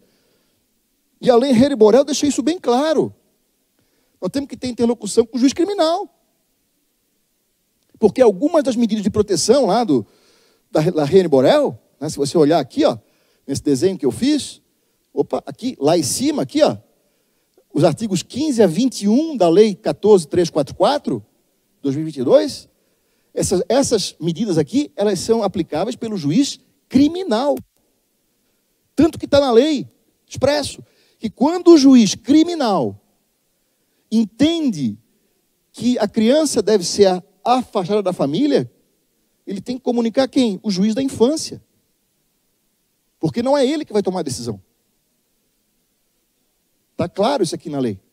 Então segue outra linha aqui, está vendo aqui? Aí que diverge para essa outra linha aqui, né? No caso do afastamento, etc., vem para o lado de cá. Então, é importante que nós tenhamos uma rede de proteção real, uma rede de proteção regulamentada. Regulamentada por quê? Pode ser uma resolução do CMDCA. Olha lá, quem está no centro do sistema lá, ó. E está no centro por quê? Porque é o órgão que formula a política. É o órgão que é encarregado de promover a articulação de ações entre os diversos órgãos, que integram o sistema de garantia, que integram a rede de proteção, primeiramente, e entre a rede de proteção e o sistema de justiça e de segurança pública. É o órgão que vai definir a política de atendimento, que vai estabelecer ou definir as ações de prevenção, de proteção junto aos pais, que vai fazer a interlocução devida com as autoridades, que vai, eventualmente, lá bater na porta do juiz, né, e cobrar do juiz alguma providência a cargo do juiz, ou do promotor, ou do delegado, ou do comandante da Guarda Municipal. É ele, o sistema, é o CMDCA que vai ter essa tarefa de fazer essa ponte entre a rede de proteção, o sistema de justiça e o sistema de segurança pública. Por isso que ele está no centro aqui do sistema. E o Conselho Tutelar está coladinho. Por que está coladinho nele ali? Porque cabe ao Conselho Tutelar fornecer o quê? Subsídios ao CMDCA para que o CMDCA possa tomar decisões. Como é que se formula uma política de atendimento? Como é que se reformula uma política? Porque a política ela tem que ser reavaliada periodicamente, né? Com base em dados, informações. Primeiro, nós temos um plano municipal de atendimento que corresponde a essa política que a lei prevê, que distribui as responsabilidades entre os diversos órgãos públicos, que estabelece metas a serem cumpridas, que prevê a criação de equipamentos especializados para atender as demandas. Nós temos isso ou não temos? Muitas vezes nós temos, tá? Só que eles são formulados e depois são ignorados. São engavetados. E aí não serve para nada. Vira uma mera carta de intenções. Quando, na verdade, uma vez, na forma da lei, uma vez que o CMDCA delibera, aquela decisão do CMDCA, ela vincula o prefeito, ela obriga o gestor. O plano, né, que se estabelece a partir daí, né, que é a síntese da política, é um plano decenal. Sabe onde é que isso parece? Sabe onde é que isso aparece muito claramente? Que serve de parâmetro para outras leis também? Sabe onde é que isso aparece muito claramente? Uma lei que a gente pouco fala sobre ela, que a gente acha que já sabe tudo o que deveria saber, mas é absolutamente equivocado isso. É a Lei 12.594 de 2012. Que lei é essa? A Lei do SINASE, que fala do quê? Da política municipal, enfim, uma política socioeducativa. E essa Lei 12.594, sabe, a única vez em que ela faz referência ao Conselho Tutelar e também à Câmara Municipal, né, o Legislativo Municipal, onde nós estamos agora, inclusive, que também é um órgão que fiscaliza a ação do Executivo, assim como o Conselho Tutelar fiscaliza, ou deveria fiscalizar e cobrar o cumprimento da lei. O único momento em que essa lei 12.594 fala do Conselho Tutelar é justamente quando estabelece lá a revisão periódica dos planos decenais de atendimento socioeducativo, que são a tradução da política.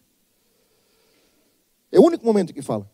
Para que o Conselho Tutelar, como fiscaliza os programas e serviços, como deve zelar para que nós tenhamos a política de atendimento, né, adequada, o adequado equipamento, funcionamento dos equipamentos, um atendimento de qualidade e eficiente para a criança e adolescente que pratica atividade profissional, que vai além da questão da medida, da execução da medida socioeducativa, que deve envolver outros atores, inclusive num viés de prevenção, porque boa parte dos adolescentes que nós temos hoje envolvidos com atividade profissional, eles têm também envolvimento com substância psicoativa, eles estão fora da escola, ou com o pé fora da escola, ou com um déficit, né, brutal de aprendizagem, são analfabetos funcionais, tem famílias absolutamente omissas ou extremamente violentas.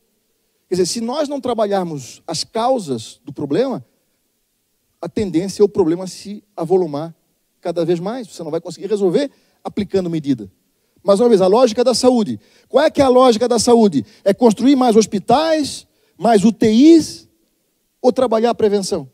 Como é que se faz em relação à questão da dengue, até mesmo a Covid, né? Eu vejo aqui que tem alguns até aqui com máscara. Qual é que é a lógica? É prevenir. Vamos prevenir primeiro. E quanto melhor for a prevenção, quanto mais eficiente for a prevenção, melhor, porque menos doença vai haver e menos necessidade de você acessar os equipamentos de saúde, especialmente aqueles equipamentos de maior complexidade, como é o caso de uma UTI. É a lógica que deve também imperar para nós. Temos que agir preventivamente, temos que identificar os fatores que geralmente levam à violação de direitos, no caso aqui, a prática do ato infracional, e a partir daí agir com inteligência. Mas não simplesmente esse ou aquele, somos todos nós, cada um dando a sua contribuição. E aí nós temos que sentar juntos e discutir essa política também. Nós temos que discutir a política. E o CMDCA é um espaço de discussão de política por excelência. Muitas vezes eu sei que aí vem lá, eu já ouvi, mas o meu CMDCA não funciona. Nós não podemos aceitar isso. Nós não podemos, de maneira alguma, permitir que o CMDCA ou qualquer integrante do sistema não funcione. O que acontece se eu travar uma única engrenagem desse sistema? O que é que vai acontecer? Todo o sistema vai travar. Porque, embora nós sejamos autônomos, nós, lamentavelmente ou não, né, porque eu acho que isso, olhando pelo lado bom, não é um problema, nós somos interdependentes. O que quer dizer? Um depende do outro. Se qualquer um de nós falhar, todos falharemos. Todos falharemos. A proteção integral, ela não vai ser alcançada. Por isso que nós temos aqui, ó, esse desenho aqui, ele já existe. Tá, para vocês terem noção? Há uns 25 anos que eu já trabalho com ele. Não exatamente esse, mas era algo parecido há mais tempo. E desde aquela época a gente já colocava isso aqui. Agora a lei resolveu colocar expressamente. Né? Claro que não por minha conta, né? Não por minha responsabilidade, mas colocou na Lei 13.431, cadê aqui? A Lei 13.431, no artigo... Tem alguns artigos de lei, e eu não estou escrevendo aqui por acaso, tá? Eu estou escrevendo os artigos aqui que eu acho que são importantes. A Lei 13.431, a Lei da Escuta, ela tem, além do artigo 5º, que fala dos direitos, ela tem outros artigos que são importantes. Veja aqui, ó, artigo 14, parágrafo 1º. Dei uma lida lá, depois, no artigo 14, parágrafo 1º da Lei 13.431, a Lei da Escuta. Estabelece ali as diretrizes que devem ser observadas pela política de atendimento à criança e adolescente vítima ou testemunha de violência. E uma das diretrizes básicas que está ali expressa é a instituição de mecanismos de informação, troca de informações.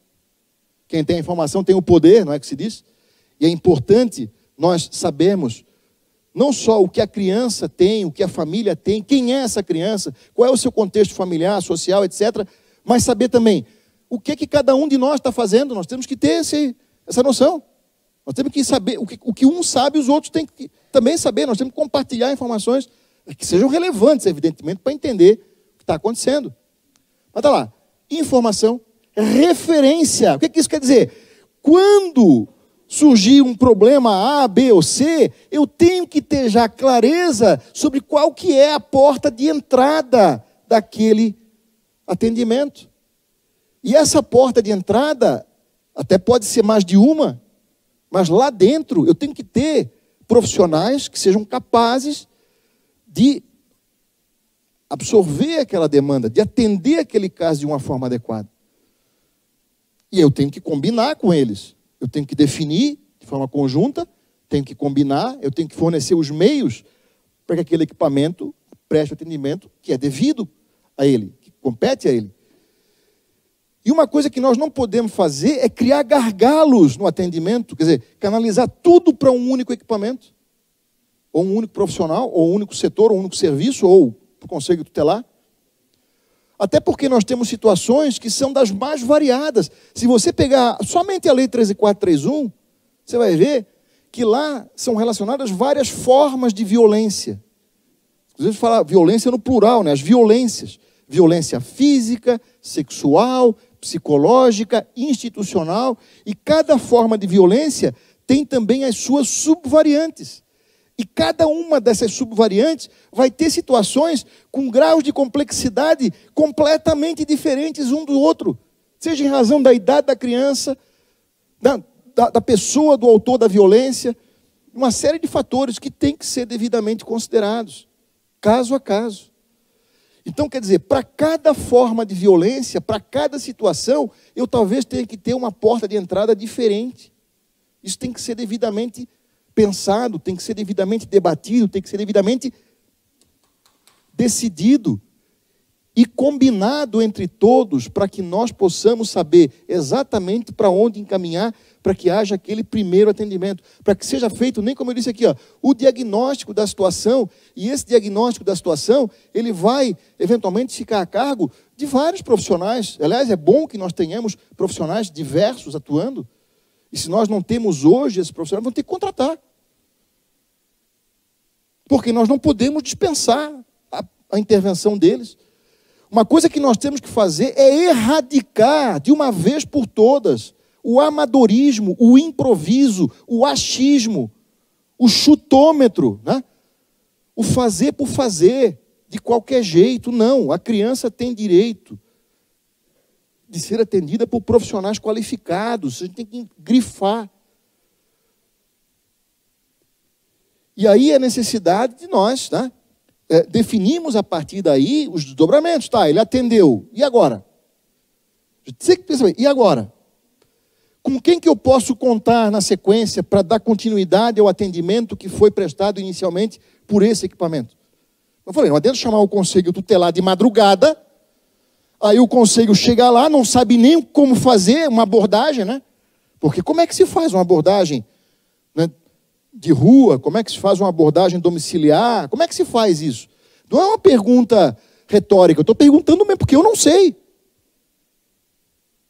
Eu sou promotor, não sou assistente social, não sou técnico da área social ou psicológica, enfim, não sei.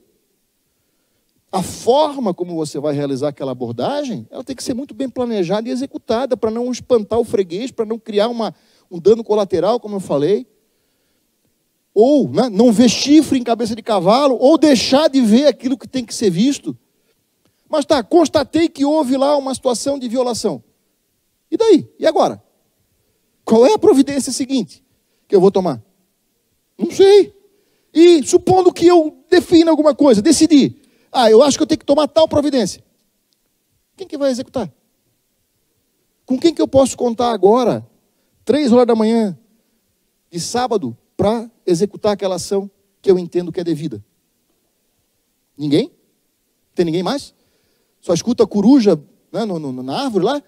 Quer dizer, adianta chamar o conselho tutelar para isso? Para isso adianta? Gente, não precisa concordar comigo, mas pare e pense.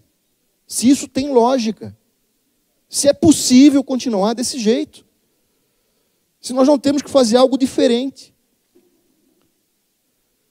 E aí a necessidade de nós discutirmos então, tá, mas então o que é que vamos fazer, ou quais são as possibilidades, quais são os órgãos que são de referência, ou que vão ser referenciados, e uma vez feita a referência, né, nós temos que ter lá a contra-referência, quer dizer, eu encaminhei para alguém que já foi definido, designado como responsável, ele vai ter que me dar devolutiva. Atendeu? Não atendeu? Se atendeu, qual foi o resultado e os desdobramentos do atendimento? Se não atendeu, por que não atendeu e o que foi feito para atender na sequência? Porque não é simplesmente dizer, não atendi e tchau. Não, peraí. O atendimento, se é devido, ele tem que ser prestado. Eventualmente, não foi possível naquele momento, naquele horário, porque não se localizou a criança ou a família, mas na sequência vai ter que ser feito. Mas tem que ser dada devolutiva. E também a própria lei prevê referência, contra-referência, informação e monitoramento, para que nós possamos acompanhar o atendimento. E aí entra, né, a atividade de fiscalização do Conselho Tutelar. Ele vai fiscalizar. O atendimento foi prestado? Quem prestou? Como prestou? Com que resultado prestou? Quem é esse profissional? Qual é a qualificação técnica que ele tem? Aliás, uma preocupação que o Conselho Tutelar tem que ter, aliás, que todos nós temos que ter, mas o Conselho Tutelar em particular, é saber quais são os equipamentos que nós temos à disposição. Não é à disposição do Conselho, é à disposição da criança. Quais são, qual é a forma, como é que eles atendem as pessoas que são encaminhadas para lá? Atendem bem? Tem fila de espera? Os usuários se sentem satisfeitos com o atendimento que é prestado? Qual é a demora para, não só o atendimento, mas uma continuidade do atendimento? É elaborado um plano individual familiar de atendimento? Esse plano individual, ele pressupõe o quê? Um atendimento em domicílio ou nunca é em domicílio? É só na sede, é só no equipamento. O equipamento nunca se desloca até a comunidade, até a família, como a lei prevê que deveria se deslocar naqueles casos mais graves, mais problemáticos. Nós temos que saber isso. É fundamental. Porque a partir desse levantamento de dados, que o Conselho Tutelar vai levar essa informação ao CMDCA e a outros conselhos, porque aqui, ó, CMDCA, aqui tem, ó, CMAS e outros conselhos deliberativos de política pública, né? Não é só com o CMDCA que o Conselho Tutelar tem que interagir, para que nós, a partir daí, possamos definir outras estratégias de ação, reformular o plano de atendimento, reformular a política, tornar a política mais eficiente, porque o que nós precisamos é primar pela qualidade e eficiência do trabalho que é desenvolvido, para que nós tenhamos mecanismos de prevenção, de proteção junto aos pais, enfim, todo o espectro que a lei prevê que deve ser abrangido. E não adianta nada ter um plano mirabolante, idealizado, encadernado com letras de ouro, se não tiver o quê? Olha lá. Se não tiver reflexo, aonde? Onde é que o plano de atendimento tem que ter reflexo? Aonde? No orçamento público. Eu falei, né? A atribuição primeira do Conselho está lá no artigo 131 do Estatuto. Mas qual é que é a atribuição mais importante do Conselho Tutelar? A atribuição mais importante do Conselho Tutelar. Artigo 136, inciso 9º do Estatuto. O que é que isso aqui diz? Assessorar o Poder Executivo local na elaboração da proposta orçamentária para planos e programas e serviços de atendimento à criança e adolescente. Se o Conselho Tutelar não fizer isso, vamos continuar fazendo mais do mesmo, não vamos conseguir romper esse ciclo de omissão, esse ciclo interminável de violações que começam pela omissão do próprio poder público. Aliás, qual é a primeira causa? Já vou encerrar para a gente fazer um lance. Qual é a primeira causa que a lei reconhece de violação de direito de criança? A primeira causa que a lei reconhece, artigo 98, inciso 1 do Estatuto. Por ação, como falei, uma ação precipitada, improvisada, desqualificada, sem planejamento, ou omissão do poder público. É a primeira causa, que justifica a intervenção do Conselho Tutelar, não para que o Conselho faça o papel do outro, substitua o papel dos órgãos que deveriam atuar, mas sim para que ele zelar, para que os órgãos competentes prestem o atendimento que lhes cabe. Mas não é esperar para chegar 3 horas da manhã de sábado e descobrir que eu estou sozinho, não tenho ninguém. E não é nem o conselho, é o conselheiro de plantão, que às vezes não tem nem como buscar suporte no próprio colegiado. E o conselho tutelar é um colegiado. E por que é um colegiado? Porque tem que ter debate entre os membros do colegiado antes de tomar uma decisão. Mas debate com base em quê? Com base em informações técnicas, idôneas. Não pode ser uma coisa que o sujeito vai chegar lá e de qualquer jeito vai realizar uma intervenção do jeito que ele acha que deve ser, sem ter nenhum preparo para tanto. E vai tomar uma decisão com base em absolutamente nada, só na sua intuição. E vai encaminhar, sabe-se lá para onde, porque não tem para onde encaminhar, porque não há o que fazer, porque não tem ninguém também à disposição dele naquele horário. Logo que isso não pode ser. 32 anos. Se o estatuto tivesse sido publicado semana passada, mês passado, ano passado, antes da pandemia, um pouquinho antes da pandemia, até talvez desse para a gente aceitar uma desculpa. Mas se passaram já 32 anos da promulgação do estatuto, da Lei 13.431, são 5 anos, mais de 5 anos. E nós ainda hoje, em boa parte dos municípios, não temos o básico do básico. Não temos um equipamento de escuta especializada. Não temos equipamentos disponíveis para atender criança, adolescente vítima de violência a qualquer momento em que for necessário.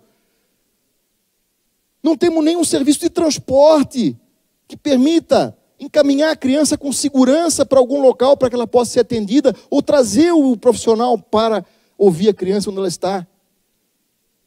Ou seja, não temos nada. E o Conselho Tutelar ainda acaba hoje sendo visto como se ele fosse um programa de atendimento que executa medidas. Conselho Tutelar não é programa de atendimento, não é órgão de execução de medida, não deve a rigor executar medida nenhuma medida o Conselho deve executar. Repito, para todas as medidas que são previstas em lei, todas elas, nós temos que ter programas e serviços correspondentes, nós temos que ter órgãos profissionais de referência, que tenham os seus contatos previamente estabelecidos, conhecidos por todos, para que nós possamos acessá-los quando for necessário, a qualquer momento. E se não funciona assim hoje aqui, nós temos que fazer com que isso se torne uma realidade. Claro que não vai ser, talvez, da noite para o dia.